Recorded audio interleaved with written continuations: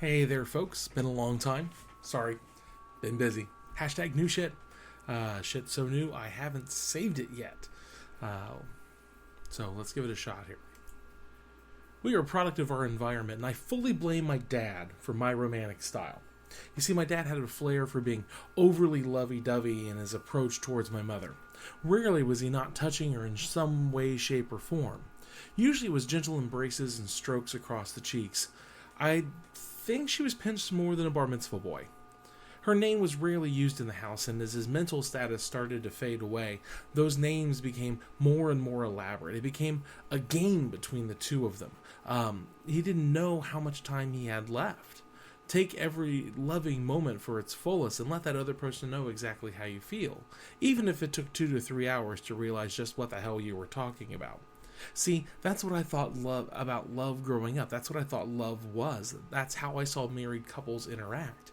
We were shunned at most of the other houses in the family, and there weren't that many younger married couples in the neighborhood, so we didn't have access to many other reference points. Well, with one other exception.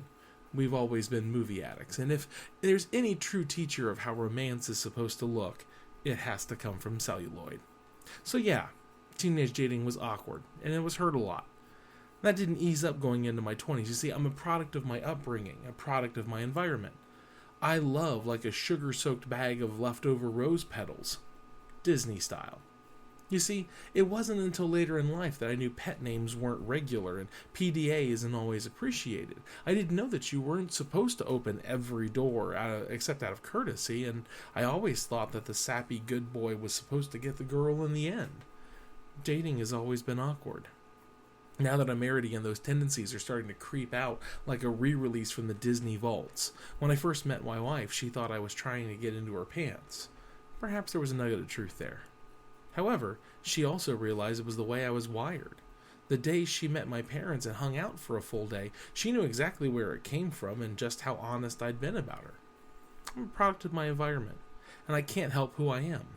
An RKO realization in living Technicolor who got his person finally at the end of Reel 2.